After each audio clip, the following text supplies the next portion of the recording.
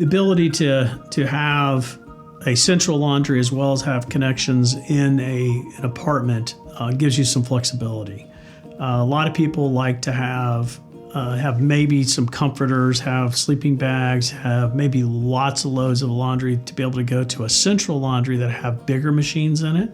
So we've done that where you'll put in the more of the commercial like what you would see in a laundromat. So a few of those machines in there in a central laundry component so they can come and do their heavier items that they don't have to go off site to do it. And so having a connection inside the apartment is an amenity that a lot of your residents like and want so that they can just do their laundry at their pace and when they want to do it without having to leave their premise. But also having maybe a smaller central laundry that has the ability to, again, have bigger machines, more industrial type machines like you would see in a laundromat. It gives you best of both worlds in terms of offering amenities to your residents to try to help you keep your occupancy numbers up.